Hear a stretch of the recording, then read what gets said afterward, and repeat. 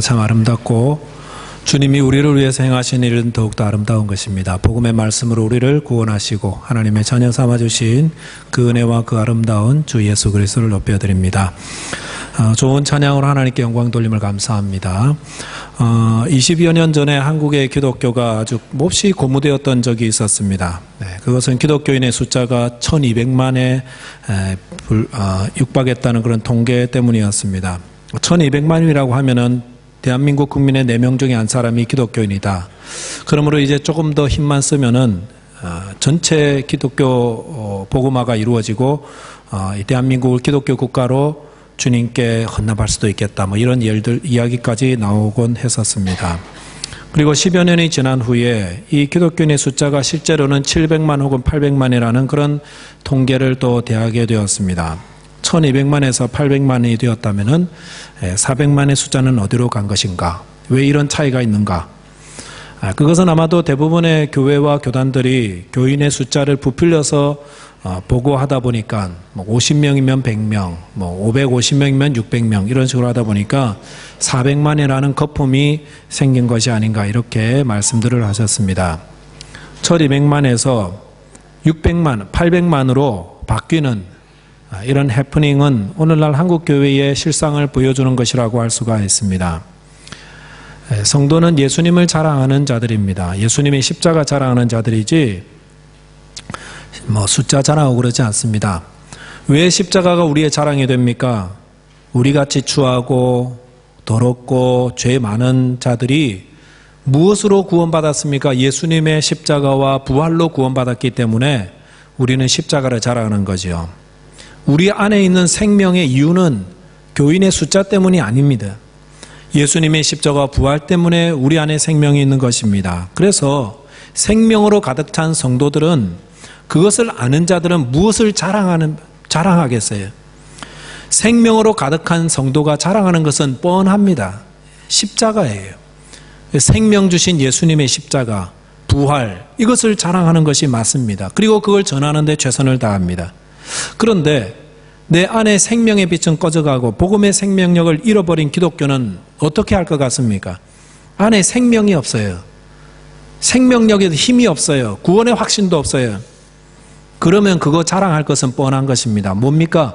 교인 수나 자랑하고 건물 자랑하고 교회 역사 자랑하고 이런 걸 자랑한다는 것입니다.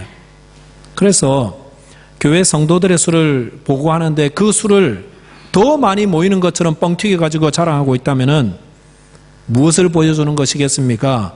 그것은 그 교회 안에, 그 교인들 안에 참 생명의 빛이 꺼져가고 있다라는 것을 보여주는 것입니다. 그런데 이렇게 교회 안에 생명의 빛이 꺼져가면서 나타나는 특징은 또 다른 특징이 있는데 그것은 바로 이단들의 성장입니다. 이단들은 교회가 생명을 잃어버릴 때에 더욱 기승을 부립니다. 스펄전 목사님께서 이런 말씀하셨죠. 뜨거운 냄비에는 파리가 앉지 못한다. 참 의미 있는 말씀이라고 생각해요. 교회가 생명으로 뜨거울 때는 이단들이 감히 일어나지 못합니다. 그러나 교회가 생명을 잃어버려서 교회의 자랑은 숫자에 있고 중요하지도 않은 일에 막 전념하게 되고 그럴 때는 교회 바깥에는 이단들이 막 우후죽순처럼 일어나게 된다는 것입니다. 한국 교회의 이단들이 얼마라고 합니까? 100만이라고 하지 않습니까? 100만.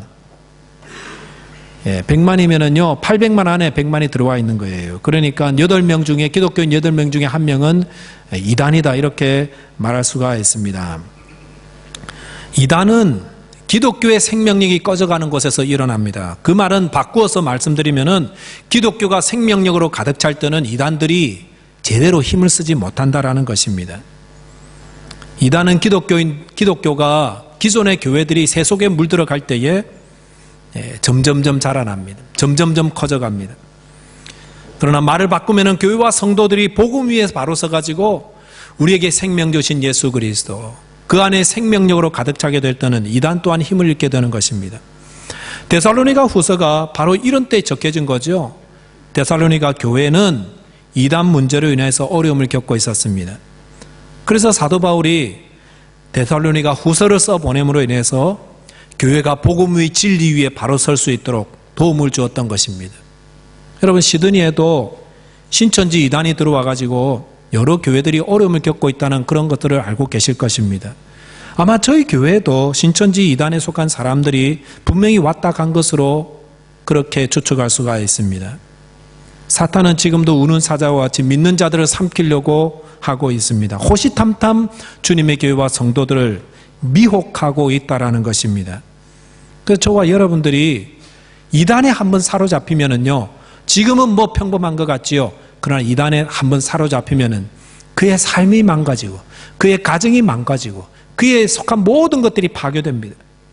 그래서 우리가 늘 바른 복음과 바른 믿음 위에 서서 이단의 사슬과 잘못된 것에 우리의 믿음이 넘어지지 않도록 늘 성경의 말씀을 따라서 바른 신앙생활을 하는 것이 참 중요하다는 것입니다. 그래서 오늘 본문을 통해서 저와 여러분들께서 미혹되지 않는 신앙, 바른 믿음이 어떻게 가져야 되는가에 대한 것들을 함께 묵상하고 또 귀한 교훈을 얻게 되시기를 바라겠습니다. 첫째로 미혹되지 않으려면 성경을 바로 알아야 됩니다. 성경을 모르면 쉽게 미혹돼 버립니다. 본문 1절의 말씀 보시면은 형제들아 우리가 너희에게 구하는 것은 우리 주 예수 그리스도의 강림하심과 우리가 그 앞에 모임에 관하여 라고 말씀하였습니다. 무슨 말씀할지를 이야기하는 거죠? 뭐에 대한 이야기입니까? 지금 예수님의 다시 오심, 재림에 대한 이야기 하겠다라는 것입니다. 재림에 대한, 예수님 다시 오심에 대한 성경 말씀을 바로 알지 못하면 이단에 미혹될 가능성이 매우 높습니다. 여러분은 재림은 우리 기독교인의 소망 아닙니까? 지금도 예수님 오시옵소서, 이게 우리의 소망이잖아요. 그런데 성경적으로 그것을 얼마나 알고 계십니까? 언제 주님이 오시고 오실 때 어떤 일이 있고 그분을 맞이하려면 어떻게 해야 되고에 대한 막연한 생각과 가르침이 아니라 성경 말씀에 근거한 가르침을 얼마나 알고 계십니까? 예수님의 재림은 우리의 소망입니다. 그렇다면 주님의 재림이 어떻게 이루어질지 바로 알아야 하지 않겠습니까? 사탄은 성도들을 미혹하고 넘어뜨리는데 무엇으로? 그릇된 내용으로, 성경 말씀 같으면서도 아닌, 빚고 와서 이렇게 뒤집은 이런 거 가지고 성도들을 이때까지 미혹해 왔습니다. 특별히 주님의 재림이라는 이 주제는 기독교 2000년 역사 가운데 늘 우려먹는 단골 주제였어요. 단골 주제. 이것만 던지면 제대로 다 거의 다 물려와요.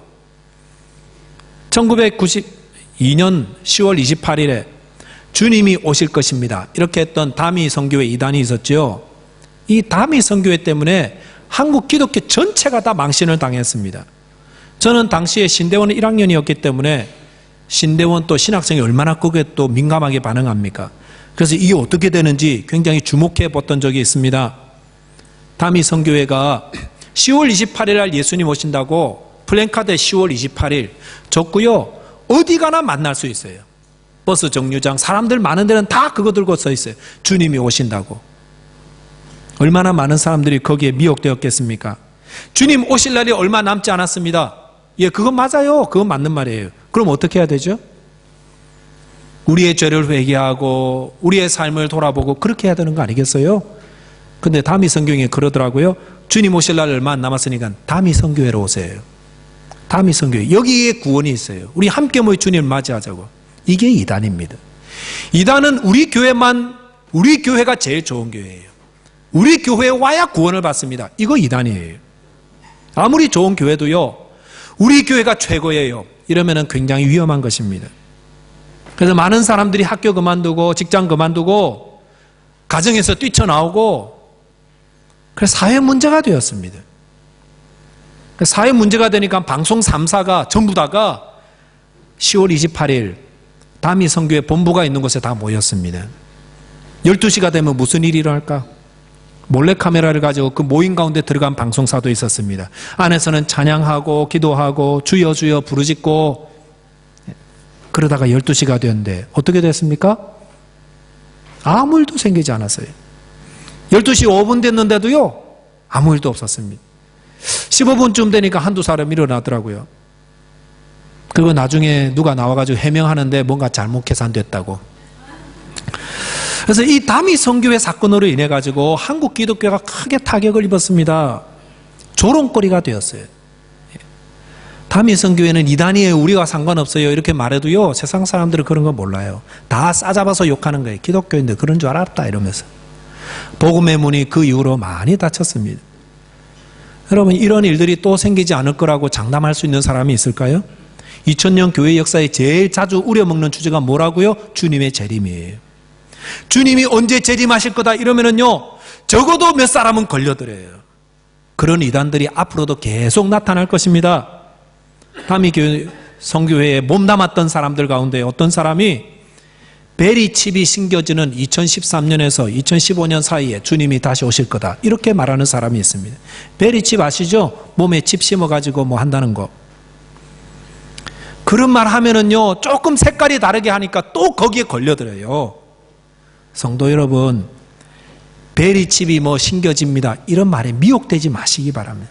666이 어떻고 뭐 무슨 음모가 있고 그런 말에도 현혹되지 마시기 바랍니다. 왜 이런 말만 들으면 자꾸 현혹되세요? 흔들리세요? 본문 2절에 보시기 바랍니다. 영으로나 또는 말로나 또는 우리에게서 받았다 하는 편지로나 주의 날이 이르렀다고 해서 쉽게 마음이 흔들리거나 두려워하거나 하지 말아야 한다는 것이라 라고 하였습니다.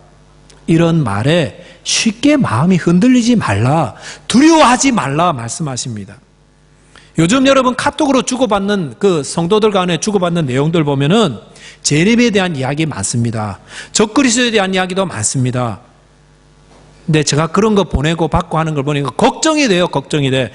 적그리스도 때문에 걱정되는 것이 아니라 기독교인들하고 하는 분들이 그런 거 보면서 두려워하면서 마음이 흔들리는 것 때문에 염려가 된다라는 것입니다. 예수 믿는 사람들이 누굽니까? 하나님의 자녀 아닙니까? 하나님의 자녀는 하나님이 지키시고 보호하십니다. 하나님의 자녀는 하나님이 지키시고 보호하십니다. 이 믿음을 분명히 가지고 있으면 뭐가 두렵습니까? 온 세상이 멸망하고 불에 타 없어진다 할지라도 무엇 때문에 마음이 흔들리십니까? 뭐 음모가 있으면 어떻고 주님이 오실 때가 되면 어떻습니까? 마귀가 미혹한다고 하지 않습니까? 마귀가 미혹한다고. 마귀가 왜 성도를 미혹하겠습니까? 성도를 보호하시는 분보다 마귀가 힘이 없으니까 미혹하는 거지. 마귀가 성도를 보호하시는 그분보다 더 힘이 세다면 왜 미혹하겠어요? 당장 잡아먹어버리지.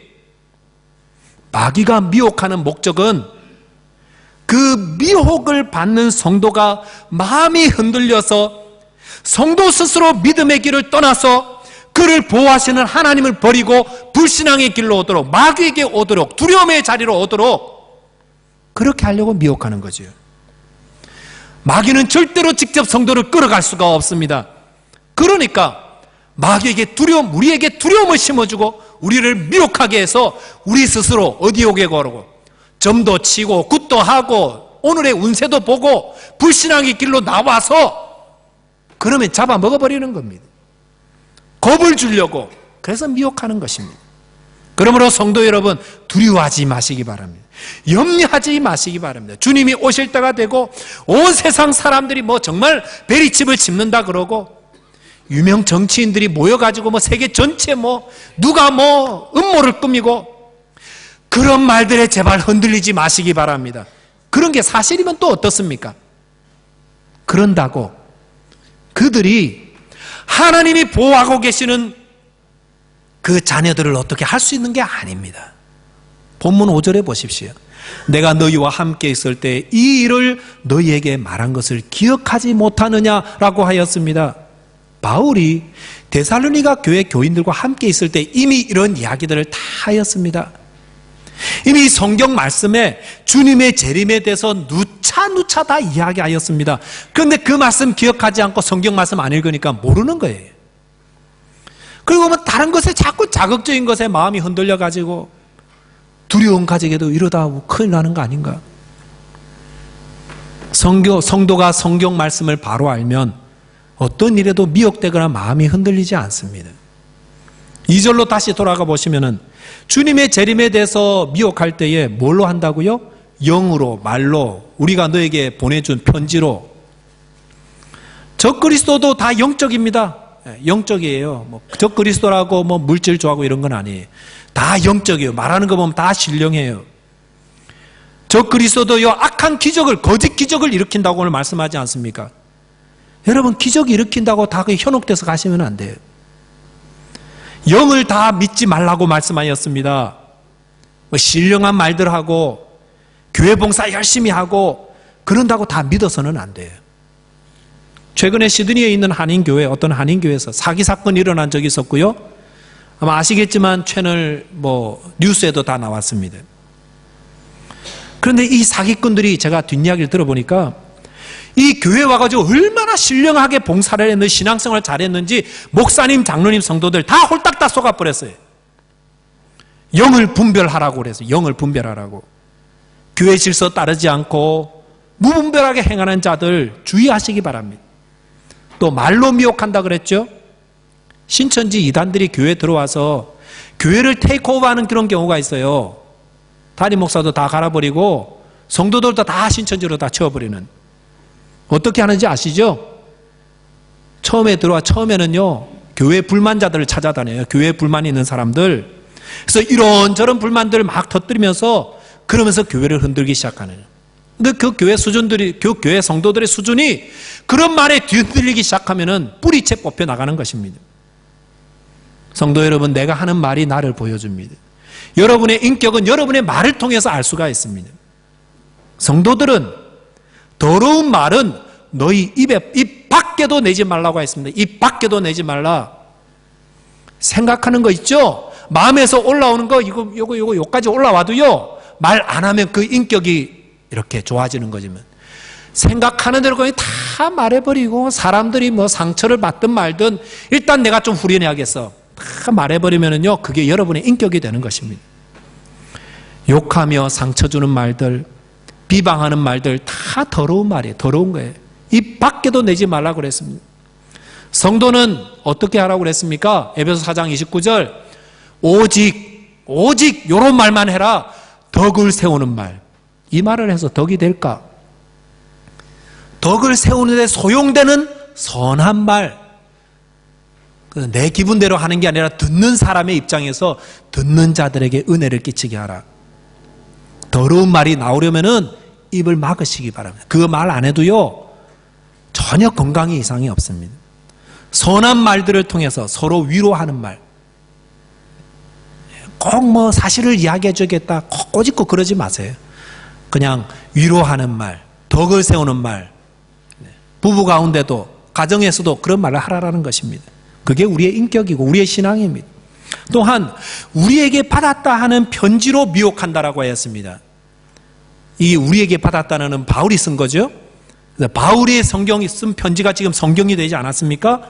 이단들이 어떻게 미혹하냐면은, 우리가 바울에게서 받은 편지가 있는데 그 편지에 보니까 주의 날이 임했다더라 라고 하면서 거짓으로 막 증거하는 거예요. 그러나 바울의 말을 잘 기억했던 사람들, 성경 말씀을 잘 기억했다는 사람들은 그게 무슨 말이냐고, 그렇게 말씀하지 않았다고, 그것은 잘못된 편지라고, 그렇게 미혹받지 않는다라는 것입니다. 이단들의 주장이 거짓이라는 것, 성경 말씀을 잘 아시는 분은 금세 알 수가 있습니다. 성경을 바로 알면 거짓된 말에 미혹되지 않습니다. 그래서 우리 성도들은 늘 성경을 가까이 하는 것입니다. 저와 여러분들이 성경을 바로 알고 늘 말씀을 배우기를 힘쓰고, 그래서 바른 믿음으로 하나님께 영광 돌리고 미혹되지 않는 신앙인 되시기를 주님의 이름으로 축원드리겠습니다. 두 번째는 겸손해야 됩니다. 그래야 미혹받지 않습니다. 겸손하면 미혹되지 않습니다. 교만한 분들이 미혹됩니다. 11절에 보시면은 그 앞에까지는 지금 적그리스도에 대한 이야기 쭉 해놓고요, 11절에 이렇게 말씀하셨죠. 이러므로 하나님이 미혹의 역사를 그들에게 보내사 거짓 것을 믿게 하시면, 이게 무슨 말이죠?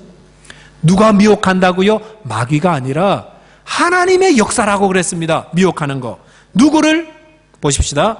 하나님께서 미혹의 역사를 그들에게 보냈다라고 하였습니다. 하나님께서 미혹의 역사를 보냈다는 뜻이 무엇입니까? 그것은, 미혹이라는 것은 사단의 역사로 볼 수가 있지만 실상은 하나님께서 그것을 통하여서 심판하시는 도구로 사용하신다는 것입니다. 하나님은 심판하실 자들을 먼저 미혹당하게 허락하십니다.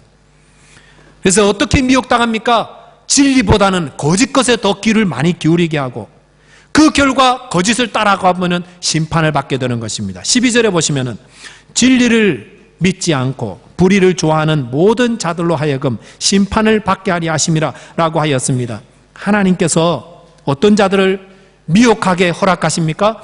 불의를 좋아하는 자들, 진리보다 거짓 것에 더 마음을 두고 따르는 자들, 내가 원하는 어느 것을 얻기 위해서 거짓말도 가능하다고 생각하는 분들, 이런 분들에게 미혹받도록 주님이 허락하신다고 그랬습니다. 그럴 때 하나님은 그들의 불신앙과 그들의 불의를 일부러 막지 않으십니다. 그리고 막지 않고 그냥 그 길 가게 하십니다.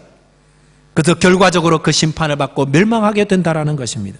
하나님께서 애굽에서 종살이하던 이스라엘을 이끌어내실 때에 몇 가지 재앙을 내리셨죠? 10가지 내리셨죠? 10가지. 왜 하나님께서는 단 한 번의 재앙으로 이스라엘을 이끌어내지 않으시고 10번의 재앙을 내리셨습니까? 느헤미야서 9장 10절에 보시면 이렇게 말씀하고 있습니다.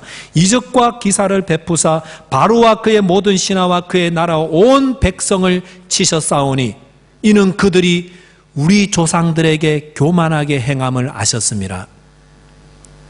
하나님께서 왜 바로와 이스라엘 그 신하들을 치셨다고 그랬죠?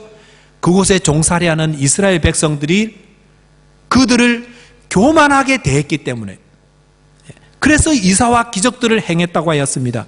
애굽의 바로왕과 이 신하들이 이스라엘 백성들을 함부로 대했습니다. 이들은 종살이 해도 되는 백성들이라고 여기면서 무례하게 행하였습니다. 그럴 때에 누가 그들을 갚아주셨습니까? 하나님께서 이스라엘을 대신해서 그들을 갚아주셨습니다. 심판하셨습니다. 성도 여러분, 여러분 부당한 일로 인해서 아픈 분들 계시면 무례하게 대우를 받으셨습니까? 하나님이 갚아주십니다. 애굽의 바로도 이스라엘 백성들에게 교만하게 행했기 때문에 하나님께서 이사와 기적을 베풀었어요. 바로를 멸망케 하신 것입니다. 그런데 이 교만이라는 것은 누구나 늘 조심해야 되는 것입니다. 힘을 가진 자도 조심해야 되고 힘이 없는 자도 교만해질까 조심해야 되는 것입니다. 느헤미야서 9장 16절 그 이후에 이렇게 말씀하십니다. 그들과 우리 조상들이 교만하고 목을 굳게 하여 주의 명령을 듣지 아니하고 라고 했습니다. 이스라엘 백성들이 출애굽할 때에는 어떤 일이 있었냐면은 그들에게 교만하게 행하던 바로와 그 신하들이 멸망하는 걸 봤습니다마는 그들이 패망하고 난 다음에 누가 교만하게 됐습니까? 바로 그들이 교만하게 되었습니다. 목을 굳게 하여서 주님 말씀을 듣지 않는 교만한 자가 되었습니다. 이건 무엇 이야기하는 거죠? 성도 여러분, 교만은 누구의 이야기가 됩니까? 바로 저와 여러분의 이야기가 된다라는 것입니다. 저와 여러분은 교만하게 될 바로 1순위가 바로 저와 여러분들입니다. 성경에서 우리가 교만에 대한 이야기, 교만하여 패망한 자의 이야기를 듣고 난 다음에 누가 제일 먼저 교만해질까요? 바로 저와 여러분이 교만해질 수가 있습니다. 바울도 이 사실을 알았기 때문에 누가 사망의 몸에서 나를 건져내라라고 단식하였습니다. 제일 무서운 게 교만입니다. 교만은 패망의 선봉이요 거만한 마음은 넘어짐의 앞잡이라고 말씀하였습니다. 교만하고 거만한 것은 친구입니다. 잠언 29장 23절 말씀에서도 사람이 교만하면 낮아지게 되겠고 마음이 겸손하면 영예를 얻으리라 말씀하셨습니다. 성도 여러분, 교만하면 낮아집니다. 아니, 하나님의 심판을 받아서 미혹을 받게 되어서 거짓 것에 더 귀가 땡기게 되고 그러다가 멸망하게 됩니다. 성도는 겸손하기를 힘써야 됩니다. 겉으로도 겸손해야겠지만은 마음으로 겸손해야 됩니다. 나는 이 교회에서 가장 낮은 자야. 나는 이 교회에서 가장 낮은 자야. 나는 이 교회 다니는 훌륭한 분들과 함께 이분들을 섬기고 함께 신앙생활을 할 수 있다는 것만으로도 얼마나 다행이고 감사한지 몰라. 이런 마음으로 신앙생활을 하는 분들이 영예를 얻게 되는 것입니다. 하나님이 그렇게 해주세요. 겸손한 자가 이단을 이깁니다. 제가 대학생활을 할 때에 캠퍼스 이단들 조심하라고 우리 선배들이 그렇게 경고하셨습니다. 그런데 저희 가운데 몇몇이 내가 직접 그 이단을 파악해보고 오겠다고 그 안에 잠입 성공한 그런 형제들이 있었어요. 근데 그 친구들이 다시 보지 못했습니다. 이단에 빠져서 이단에 복음이 있다고 생각하고 거기서 그냥 지내더라고요. 나는 신앙으로 이단을 이길 수가 있다. 난 지적으로 이단을 이길 수가 있다. 자신하시면 안 됩니다. 여러분, 신천지를 만만하게 보아서는 안 됩니다. 이단은 인사도 하지 말라고 하였습니다. 그 정도로 조심해야 자기 신앙을 지키고 미혹당하지 않게 된다는 것입니다. 저와 여러분들 모두가 바른 믿음을 가지기 위해서 겸손하시기 바랍니다. 스스로 높아지려는 마음들을 회개하시고 버리시기 바랍니다. 하나님은 자기를 낮추고 남을 높이는 자들을, 그런 자들을 높여주신다고 했었습니다. 저와 여러분께서 마음이 겸손하여서 남을 높이고 이단의 미혹을 이기며 하나님의 은혜를 입어서 존귀함과 영예로움의 길을 걸어가게 되시기를 주님의 이름으로 축원드리겠습니다. 기도하겠습니다. 하나님 아버지, 감사합니다. 우리 주위에 우리를 무너뜨리려 하거는 여러 가지 악한 마귀의 미혹들이 있습니다. 주님, 저희들이 하나님의 말씀을 잘 배우고 익히고 또 겸손하여서 이 모든 미혹을 잘 이기게 하여 주시고 우리의 믿음 생활 끝까지 잘 걸어가서 주님 앞에 서기까지 부족함이 없도록, 주님 한 분도 낙오하지 않도록, 한 분도 떨어지지 않도록, 한 분도 멸망하지 않도록 지켜주시고 보호하여 주옵소서. 우리 주님 예수 그리스도 이름으로 기도하옵나이다. 아멘.